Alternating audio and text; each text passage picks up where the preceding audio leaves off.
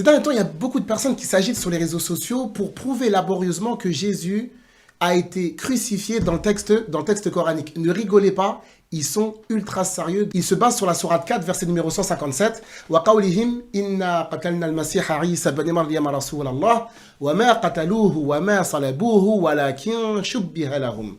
C'est sur ce dernier petit segment de versets qui vont baser bon nombre de... Je le dis et je le redis. Le chrétien qui va prouver que Jésus est mort, crucifié, dans le texte du Coran, n'est pas encore né. Vous pouvez vous amuser, vous pouvez ramener qui vous voulez, vous pouvez vous faire soutenir par qui vous voulez, vous pouvez faire tous les serveurs que vous voulez, vous pouvez appeler tous les apostats que vous voulez, toutes les personnes que vous voulez, vous n'allez strictement rien faire. Je me suis arrêté sur un mot, et il y a d'autres éléments par rapport à ce mot-là que je n'ai pas détaillé. On les détaillera en temps voulu, Inch'Allah. Barakallahu fikum. Bonjour à tous. Alors voilà, petite vidéo qui prouve que le Christ a bien été crucifié, est mort pour nos péchés et est ressuscité 3 jours après, comme selon les Saintes Écritures. Par conséquent, je vais démontrer que le Coran est une fausse révélation, puisque le Coran, sourate 4, verset 157, affirme le contraire. Et à cause de leurs paroles, nous avons vraiment tué le Christ Jésus, fils de Marie, le messager d'Allah.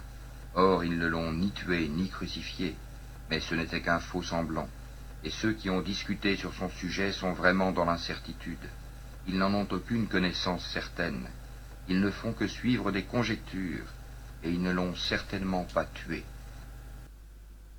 Donc pour étayer ce que j'avance, je vais m'appuyer sur 3 ou 4 preuves, plus exactement 3 ou 4 miracles, bien que je pourrais en utiliser une centaine.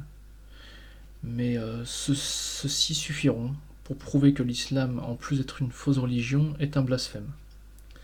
Donc, tout d'abord, il convient que les musulmans sachent de quoi l'on parle, puisque pour beaucoup d'entre eux, ayant peu de connaissances sur le catéchisme de la doctrine chrétienne, il faut les remettre dans le bain. Il faut les mettre dans le bain. Donc en fait, l'Église a instauré 7 sacrements, qui sont le baptême, la confirmation, l'Eucharistie, la pénitence, l'extrême-onction, l'ordre et le mariage.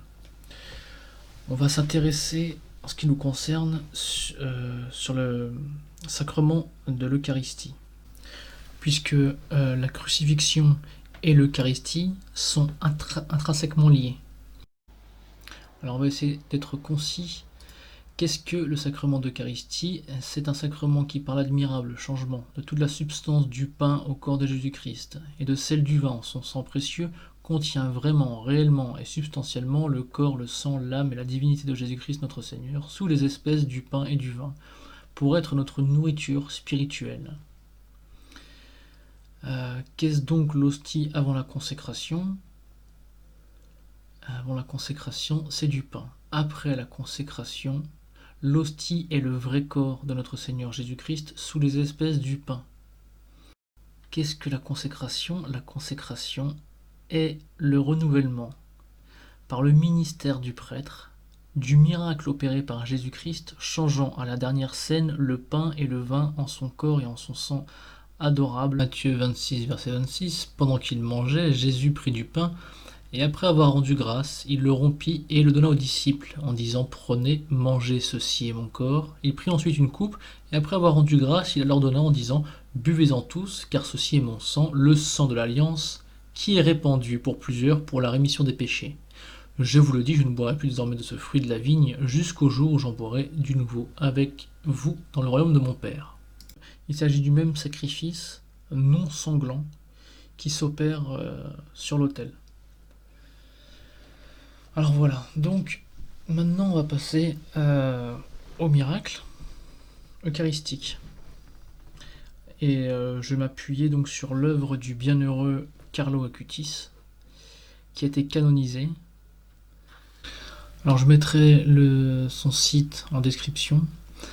Donc il a réuni 140 miracles par là, tous aussi époustouflants les uns que les autres. Vraiment, je vous conseille d'aller jeter un œil, vraiment ça vaut le coup. Et donc là on va commencer par le miracle qui a eu lieu à Lanciano, en Italie, en 750. Un moine prêtre douta de la présence du corps de notre Seigneur dans l'hostie consacrée. Il célébra la messe, et après avoir prononcé les paroles de la consécration, il vit l'hostie se transformer en chair et le vin en sang. Tous les assistants furent témoins de l'événement. La chair est encore entière et le sang est divisé en 5 parties inégales, ayant le même poids, aussi bien unies que chacune séparément. Bon, déjà rien que ça en fait c'est un miracle, puisque la chair est encore entière et le sang est divisé en 5 parties inégales, ayant le même poids, aussi bien unies que chacune séparément. Bon, ça se passe en 750, donc forcément vous allez me dire oui, mais en 750 on n'a pas pu, on n'en sait rien. Ça c'est des on-dit. Oui, sauf que ça s'arrête pas là. Parce qu'en 70, l'archevêque de Lanciano et le ministre provincial et conventuel des Abruzzes, avec l'autorisation de Rome, demandèrent au docteur Eduardo Linoli, directeur de l'hôpital de Arezzo et professeur d'anatomie, d'histologie, de chimie, de microscopie clinique, d'effectuer un examen scientifique approfondi des reliques du prodige qui advint 12 siècles auparavant. Le 4 mars 71, le professeur présenta le compte rendu suivant. La chair miraculeuse est une chair constituée par le tissu musculaire strié du myocarde. Le sang miraculeux est du vrai sang. L'analyse chromatographique le prouve indiscutablement. La chair et le sang sont de nature humaine, et la preuve immunologique affirme qu'ils appartiennent au groupe sanguin AB, qui est le même que celui de l'homme du sensuaire, et caractéristique des populations du Moyen-Orient. Entre parenthèses, c'est pareil, sur le Saint-Suaire du Christ, il y a bon nombre de vidéos qui vous prouveront et encore une fois de plus que l'islam est faux, que le Coran est faux, puisque le Coran affirme que notre Seigneur n'a pas été crucifié. Donc on continue. Les protéines contenues dans le sang sont réparties en un pourcentage identique à celui du schéma séroprotéique du sang frais normal. Aucune section histologique n'a révélé de présence de traces d'infiltration de sel, de substances conservantes utilisées autrefois dans un but de momification. En 1973, le Conseil supérieur de l'Organisation mondiale de la santé nomma une commission scientifique pour vérifier les conclusions du professeur Linoli. Les travaux durèrent 15 mois et 500 examens furent effectués. Les recherches accomplies par le professeur Linoli menèrent de nouveaux éléments. On découvrit que les fragments prélevés à Lanciano ne pouvaient être assimilés à des tissus momifiés. Quant aux fragments de chair, la commission déclara qu'il s'agissait d'un tissu vivant répondant à toutes les réactions cliniques des êtres vivants. La chair et le sang de Lanciano sont conservés tels que s'ils avaient été prélevés le jour même sur un être vivant. Dans le résumé des travaux scientifiques de la commission médicale et de l'OMS et de l'ONU, publié en décembre 1976 à New York et à Genève, il a été déclaré que la science, consciente de ses limites, s'arrête devant l'impossibilité de fournir une explication. Et maintenant, on va aller en Argentine, à Buenos Aires, où le 15 août 1996, un fidèle a reçu l'hostie consacrée dans ses mains afin de communier, mais l'a fait tomber sur le sol par inadvertance et pensait ne pas la ramasser parce qu'elle lui paraissait souillée. Une autre personne plus pieuse s'est rendue compte de ce qui était arrivé, a ramassé l'hostie et l'a mise de côté tout en informant rapidement le curé, Père Alejandro Pezet. Le prêtre, en suivant les directives de l'Église dans ces circonstances, a mis l'hostie dans un récipient rempli d'eau qui reposait dans le tabernacle en attendant qu'elle se dissolve. Donc c'est la procédure à suivre selon les directives de l'Église afin qu'il n'y ait plus la présence réelle de notre Seigneur dans l'hostie. Sauf que ça s'arrête pas là. Y a-t-il quelqu'un pour réfléchir? Puisqu'en septembre 2003, donc après de nombreuses analyses, je me suis rendu de nouveau chez le professeur Robert Lawrence, qui m'a confirmé qu'à la lumière des nouvelles enquêtes, on pouvait conclure un échantillon correspondant au tissu d'un cœur enflammé. Les études avaient donc démontré que ces tissus étaient ceux d'un cœur enflammé, ce qui voulait dire que la personne à qui il appartenait avait dû beaucoup souffrir. Le 2 mars 2004, afin de lever nos doutes, nous sommes allés chez le plus grand expert en pathologie cardiaque et médecine légale, le professeur Frédéric Zubige de la Columbia University de la ville de New York. Le professeur ignorait que cet échantillon que je lui avais apporté provenait d'une hostie consacrée. L'échantillon que vous m'avez apporté, m'a dit alors le professeur Zubige, est un muscle cardiaque, soit un myocarde, plus exactement le ventricule gauche, et il m'a confirmé que mon patient avait énormément souffert. Alors je lui ai demandé, docteur, pourquoi mon patient a-t-il autant souffert? Il m'a répondu, parce que votre patient présente quelques thrombus, empêchant à certains moments la respiration, l'apport d'oxygène, fatigant et faisant souffrir ainsi le malade, puisque chaque aspiration devait être douloureuse. Il a été vivre au moment où vous m'avez apporté l'échantillon. Pourquoi, lui ai-je demandé. Parce que nous avons trouvé des globules blancs intacts, et les globules blancs sont uniquement transportés par le sang. Par conséquent, si ici il y a des globules blancs, c'est parce qu'au moment où vous m'avez apporté l'échantillon, ce dernier était en train de battre. Le professeur m'a alors demandé à qui appartenait cet échantillon. Quand nous lui avons dit qu'il provenait d'une hostie consacrée, il s'est exclamé « Je ne le crois pas ». Il a été très impressionné. Ce même professeur avait démontré dans un ouvrage le cas d'un de ses patients qui présentait des lésions identiques à celles de l'échantillon que nous lui avons apporté. Le myocarde est le muscle qui fait battre notre cœur et fait vivre notre organisme. Un théologien m'a fait très justement noter que le fait qu'il s'agissait d'un myocarde n'était pas fortuite, et que cela cachait la marque du symbolisme. Le Seigneur, dans ce miracle, a voulu nous montrer son propre myocarde, le muscle qui fait battre le cœur, comme le fait particulièrement l'Eucharistie avec l'Église. Mais pourquoi le ventricule gauche? Parce que par lui arrive le sang purifié, et Jésus est celui qui purifie son Église de ses péchés. Docteur, me dit encore le professeur Zubige, au moment où vous m'avez apporté cet échantillon, ce cœur était vivant. Son rapport a été envoyé le 26 mars 2005, 5 ans et demi après le début des études, et les conclusions ont été les suivantes. Il s'agit d'un tissu cardiaque.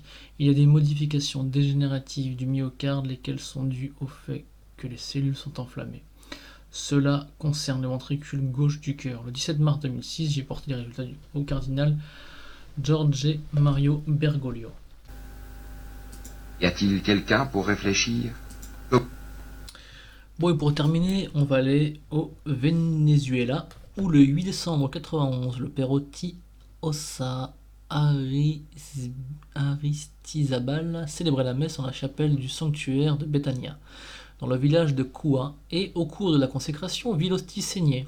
L'hostie miraculeuse est conservée dans la ville de Los Teques, au couvent des sœurs Augustines Récollètes du Sacré-Cœur de Jésus, où elle est exposée en permanence pour l'adoration des fidèles, et est visitée chaque année par de nombreux pèlerins venus, également de l'étranger. De nombreux événements prodigieux liés à l'hostie du miracle se sont produits, parmi lesquels se distingue celui dont un jeune Américain qui a filmé l'hostie miraculeuse a été le témoin, alors que, exposée aux fidèles, elle battait tel un cœur.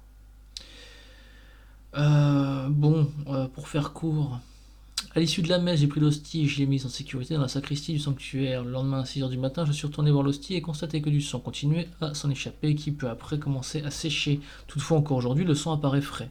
La chose étrange est que le sang se soit écoulé uniquement d'un côté de l'hostie, sans tacher cependant le reste des éléments eucharistiques. Au cours de la messe, étaient présents de nombreux pèlerins qui ont rapidement vérifié que le prêtre ne présentait pas de blessure, d'où pouvait s'écouler le sang présent dans l'hostie. Parmi les diverses analyses, il résultait que le sang du prêtre ne coïncidait pas avec celui de l'hostie. L'hostie du miracle a été soumise à des examens particuliers demandés par l'évêque de Los Teques d'alors, son Excellence Monseigneur Pio Bello Ricardo. Et les résultats ont confirmé que le sang était du sang humain de type AB positif qui coïncide avec celui trouvé dans le Saint-Suaire de Turin et dans l'hostie du miracle eucharistique de l'Anciano, survenu en Italie en 750. Donc le premier qu'on a vu là. Depuis lors, l'hostie était un objet de vénération et de culte de la part de milliers de pèlerins venus, non seulement de Venezuela, mais aussi du monde entier. Il est possible de visiter le couvent des sœurs Augustine, Récolette, du Sacré-Cœur de Jésus à Los Teques. Et puis voilà quoi. Je vis l'hostie en flammes, laquelle laissait voir un cœur battre qui saignait en son centre. J'assistais à ce phénomène pendant 30 secondes environ, ou un peu moins, puis l'hostie est revenue à la normale. Je suis parvenu à filmer une partie de ce miracle avec ma caméra vidéo. Ce qui fait penser au miracle qui a eu lieu il y a un mois au Mexique, où l'hostie également s'est mis à battre comme un cœur. Donc, bah voilà, ça. Je voudrais pas trop m'avancer, mais il me semblerait que ça correspond à ce qu'a dit Jésus 2000 ans, à savoir, quel miracle fais-tu donc? Lui dirent-ils, afin que nous le voyions et que nous croyions en toi. Que fais-tu? Nos pères ont mangé la manne dans le désert, selon ce qui est écrit. Il leur donna le pain du ciel à manger. Et Jésus leur dit, en vérité, je vous le dis, Moïse ne vous a pas donné le pain du ciel, mais mon Père vous donne le vrai pain du ciel. Car le pain de Dieu, c'est celui qui descend du ciel et qui donne la vie au monde. Et ils dirent, Seigneur, donne-nous toujours ce pain. Et Jésus leur dit, je suis le pain de vie. Celui qui vient à moi n'aura jamais faim, et celui qui croit en moi n'aura jamais soif. Mais je vous l'ai dit, vous m'avez vu, et vous ne croyez point. Et pour terminer, Jean 2, 22, qui est menteur? Sinon celui qui nie que Jésus est le Christ. Celui-là est l'antéchrist, qui nie le Père et le Fils. Étant donné que Allah ne s'est pas attribué d'enfant, Allah n'a pas de fils, donc, en fait, l'islam est antéchrist. Il ne s'agit pas de clasher ou quoi que ce soit, mais bien au contraire, vous inviter à la vraie foi catholique, l'unique vérité, celle du Christ. Il n'y a pas 36 chemins, il y a je suis le chemin, la vie. Et le mensonge est multiple, mais la vérité est unique. Et pour terminer, Sainte Marie-Julie Janis nous disait le 13 avril 1882, donc Sainte Marie-Julie Janis qui a eu les stigmates du Christ. Là-dessus aussi, on pourrait faire une vidéo. Il y a énormément de saints comme le Saint Padre Pio ou Saint François d'Assise qui ont eu, ou des saintes qui ont eu les stigmates du Christ. Et qui ont réalisé par la même occasion de nombreux miracles, qui ont eu des visions, des prophéties, des révélations. Donc elle disait donc en 1882 mon peuple et les lois vont prendre leur détermination, et la France, avant 2 ans, je donnerai le jour fixé, donc c'est Jésus qui lui parle, avant 2 ans, la France presque entière sera devenue Mahomet et sans religion. Et il faut savoir qu'elle dit ça en 1882. En 1882, il n'y a pas une seule mosquée en France. La première mosquée, elle arrive en 1916, et maintenant il y en a 2500.